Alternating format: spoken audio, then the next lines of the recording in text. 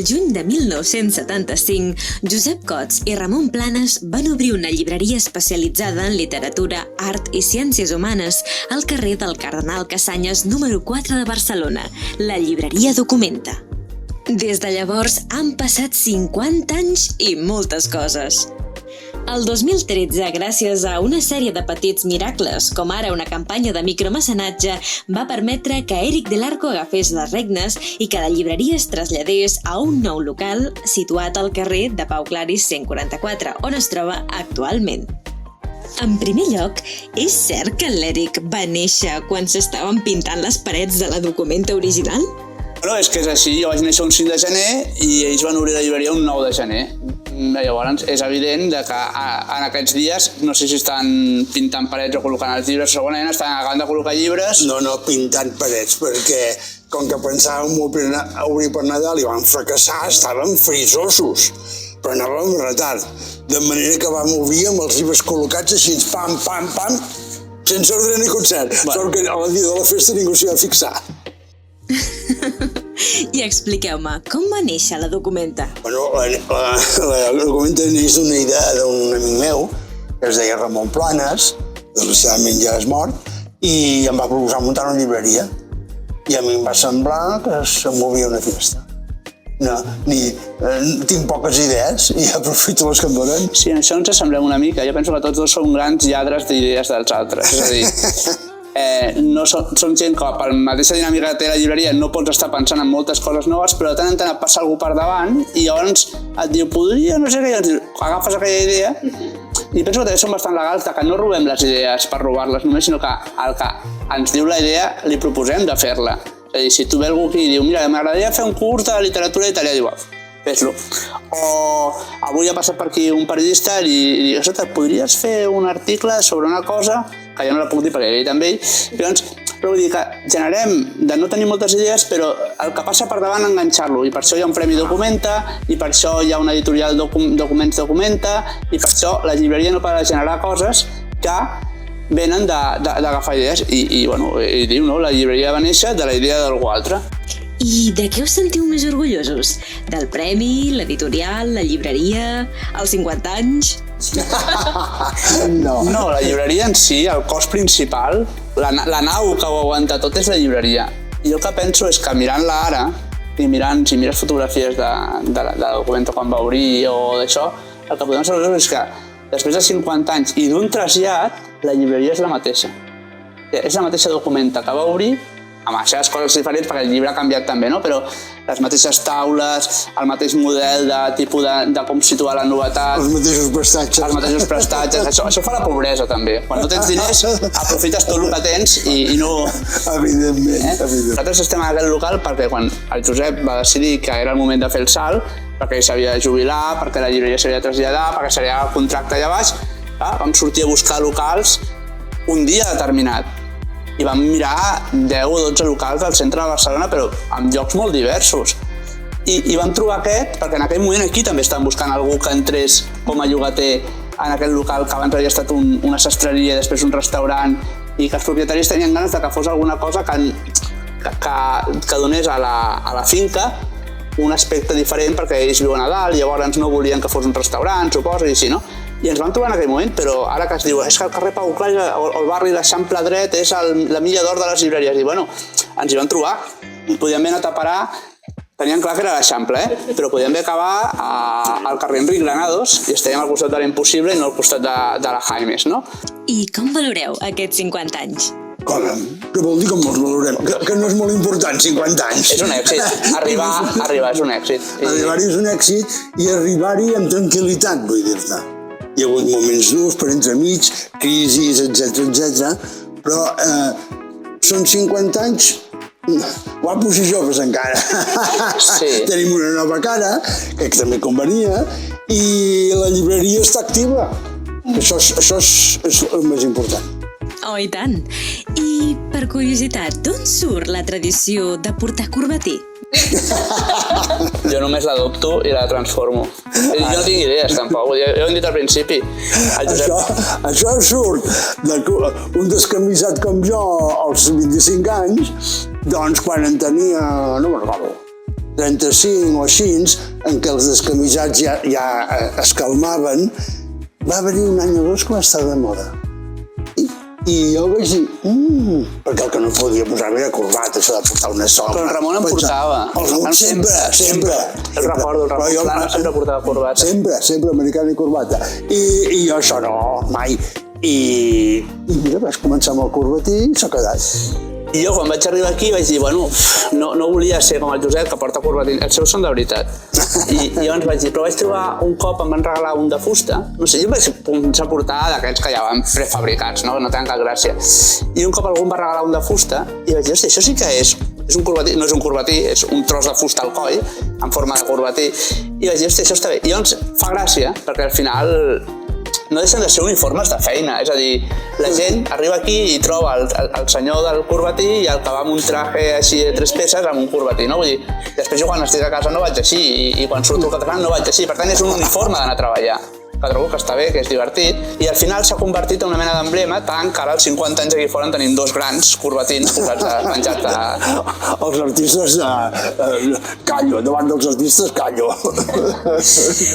I quin diríeu que és l'esperit de la documenta? Bueno, aquí ho hem fet sense pensar-hi. Quan vam arribar, la forma del local era diferent, s'havia d'adaptar a les nostres seccions, que som una llibreria humanística, no som una llibreria en dret, ni en enginyeria, ni en ciència, no? I el distribuir per la forma aquesta allargada del local, de sobte li vaig dir a l'Eric, mira ara, perquè jo de seguida vaig veure aquí la novel·la, tot això, ara la història i la filosofia i l'antropologia es quedaran allà al fons pobretes, com sempre. I llavors li vaig dir, i això ho poséssim al davant. Així mateix. I això ha fet que la gent a l'altar vegi llibres diferents que generalment estan arraconats. I això és el que ens ha donat també un caire diferent i hem de reconèixer que ha agradat. Sí, ara mateix si analitzéssim les vendes de la llibreria, que és una cosa que fem poc, es veuria que venem quasi més no ficció que ficció, en general, i dit molt àmpliament, i a part que això neix en un moment en què al obrir la llibreria aquí s'estan obrint llibreries noves, va haver una revolució el 2014 a la ciutat de model de llibreria, és a dir, obre la Calders, obre la No Llegiu, que són llibreries amb una gran esperit de ciutat, que estan situades a diferents espais de la ciutat, però tenen un efecte crida important a un tipus de públic, i nosaltres érem la llibreria clàssica que venia del centre, es traslladava a una altra part del centre, i havien de marcar una diferència amb aquestes llibreries també, perquè elles eren molt fortes, molt potents i amb un missatge molt clar. I llavors, quan vam trobar això, vam dir, clar, quan ens diem llibreria d'humanitats és perquè tot i tenir la novel·la com tothom i la poesia com tothom i tal, quan entres, el primer que et trobes és l'assaig, l'antropologia, la sociologia, el cinema i el teatre. I això, penso que amb aquest espai allargat, perquè en un altre lloc, doncs mira, està tot més barrejat, perquè és més quadrat, però aquí marcar una idea. Més l'aparador, que sempre hi ha llibre maco d'art o de moda o d'orfebreria o del que sigui una cosa una mica diferent, doncs va fer que en aquell moment la llibreria pogués tenir un esperit propi, mantenint el que tenia la Rambla, és a dir, perquè allà també hi havia un aparador molt important. I bueno, així va sorgir aquesta nova distribució de la documenta. Us pensàveu que acabaria aquest vídeo sense portar-vos algunes recomanacions literàries? He reptat a l'Eric a completar el book-tag del pastís d'aniversari i la primera pregunta gira al voltant dels convidats a la festa.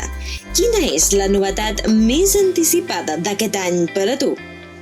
Jo és que no visc amb novetats anticipades. Jo em vaig trobant llibres que m'agraden més o menys i llibres que em sorprenen perquè no m'esperava que m'agradessin i llibres que quan els veig sobre la taula, perquè aquí a la documenta agafem els llibres quan ens arriben. Sí, comprem amb antelació, a vegades amb 2 mesos d'antelació, a vegades amb una setmana d'antelació, demanem els llibres i doncs quan arriben sobre la taula i els veus comparativament amb els altres, mira, aquest em crida l'atenció.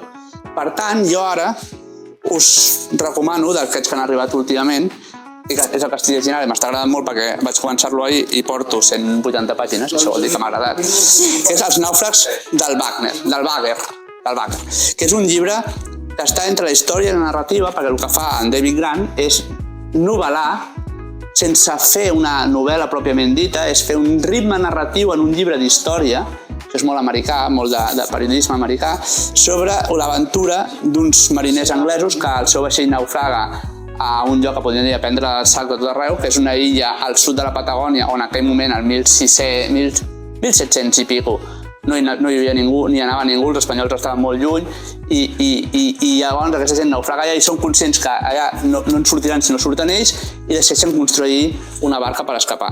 Però es barallen entre ells, hi ha un motí, el capità, llavors hi ha un judici final molt important que va marcar molt la jurisprudència tal, perquè primer arriben uns mariners i diuen que són els únics supervivents i poc després, 6 mesos després, arriba el capità a un altre lloc, separats per milers de quilòmetres, cada un va... Doncs el que fa Diri Grant és donar-li un ritme molt ràpid i alhora molt exhaustiu en l'explicació, fins i tot de les misèries humanes, i per tant, Els nàufrags del Bagger és un llibre que jo ara està entre el punt de l'aventura, la narrativa, el Master and Commander, doncs m'està agradant molt. La segona pregunta està basada en els regals d'aniversari. Digues un llibre que no t'esperaves que t'agradés tant. Doncs bé, continuant amb aquesta sèrie de llibres que parlen de la història, ja veieu que aquí tot va del passat, aquest és un llibre de l'Hebreu, una editorial que et cou a foc lent els seus llibres, té una especialització en poesia, però quan treu una cosa que surt de la poesia te l'has de mirar bé perquè llavors vol dir que està molt ben triada. Michel Bernard, Els burgesos de Calais. I aquest llibre, no recordo exactament el moment que el vaig trobar, però sí que quan el vaig començar vaig dir això m'agrada molt. Per què? Perquè és un llibre que et mostra un moment històric on un alcalde d'una població que és Calais decideix encarregar una escultura per la seva població, rememorant un fet que havia passat 500 anys abans a Calais, que eren uns burgesos que se sacrificaven per salvar la vila dels anglesos. Llavors aquest alcalde, que probablement és el protagonista, o la seva dona és la protagonista del llibre, estan els dos allà, amb la voluntat ferma de tenir aquesta estàtua, se'n van a París a veure Rodin. I Rodin ja és, encara no és el gran Rodin, però ja comença a ser el Rodin. El llibre descriu aquest ambient, les províncies envers la gran capital, els artistes envers aquest home que és un alcalde de províncies i ell tot aquest de París li ve molt gran, però llavors aquest món, aquest xoc de mons, acaba fent que per la voluntat d'uns i altres, aquesta estàtua, aquesta escultura dels burgesos de Calais, que ara és mundialment famosa, que n'hi ha 12 còpies perquè és el màxim que es pot fer, i una està a Londres davant del Big Ben o del Parlament, l'altra està al Metropolitan de Nova York, l'altra està a Calais, evidentment. Doncs és un retrat d'un món en transició i un xoc cultural entre la ciutat i el camp. I la veritat és que és un llibre molt breu, 150 pàgines, no arriba, i que no sabia què en trobaria quan el vaig obrir. Quan el vaig acabar és un llibre que continua estant aquí de fons a la llibreria perquè és un petit clàssic nostre. Una cosa que tenen els aniversaris és que et fas gran. Digues un llibre que has gaudit més al llarg dels anys. Bé, no serà un, seran dos, que compten per molts, perquè tenim aquí Guerra de Pau de Tolstoi, volum 1 i 2, en aquest cas l'última edició de 1984, i al costat El festí de Babet d'Isaac Dinesen. Jo penso que són dos llibres que envelleixen com en diuen del vi amb barrica antiga, no? És a dir, són dos meravelles de la literatura, dos coses completament diferents. Aquí tenim l'obra monumental de Tolstoi, milers de pàgines, un retrat històric, un fresc enorme, de dimensions colossals, on passen les guerres, les misèries humanes, tot el tipus d'amors, de traïcions, de vileses, d'heroïcitats volgudes, de no volgudes, amb tot de personatges retratats amunt i avall, els servents, els senyors, parlen francès, parlen rus, venen els francesos, surt Napoleó, surt tothom. I enfront, i també relacionat perquè ve d'una França postnapoleònica, jo crec que és del Segon Imperi, Isaac Dinesen fa El festí de Babet, un llibre breu, concís, amb un personatge principal que és la Babet i un poble petit, diminut, que no cabria en el que passa Guerra i Pau, i aquí és la història d'una dona que fuig de França, que havia estat molt coneguda al París abans de fugir, i que arriba a un poble perdut de Dinamarca, es converteix en cuinera, i a partir d'aquí succeeix una petita història que acaba amb un moment deliciós, aquest festí que organitza Babet per tots els habitants d'això. I qualsevol d'aquests dos llibres són meravelles que a cada cop que els agafes, que els llegeixes, et surt un aprofundiment més alt amb l'ànima humana. I ho aconsegueixen un amb 1.200 pàgines i l'altre amb 150. I per últim, lligat amb les espelmes i el pastís, demana un desig pels propers 50 anys de la Documenta. Bueno. Jo espero veure-ho. Bueno, jo tan lluny no miro. Jo ara en tinc 50 i per tant jo espero mantenir la llibreria en marxa doncs això, fins als propers 15 anys, 16, que és el que em tocaria a mi. Un cop fet això, veurem si la situació es dona per trobar un altre relleu, si es dona el cas. Si no fos, jo no sé què en penses tu, tampoc seria un drama monumental. La llibreria té voluntat de continuar. Però tinc un llibre ja de les llibreries del segle XIX de Barcelona i no em queda cap. Perquè les llibreries són negocis molt personals. I costa traspassar. És a dir, aquí ja s'ha produït una cosa que és molt difícil. Quan vaig tenir aquesta idea de... Vull dir, el contracte s'acabava l'any 14 i jo ho sabia perquè ho havia firmat 25 anys abans, però coincidia amb els meus 65 anys aproximadament. De manera que la vaig firmar encantat. Però després, quan arriben el 12 i el 13 i veus que el 14 has de plegar i 40 anys de feina s'han de llançar a mar, doncs t'agafa com una mena de...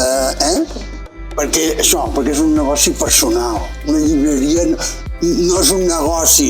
Mira, té un sou i prou. En canvi, hi ha negocis que són més negocis. I això no, és una satisfacció personal.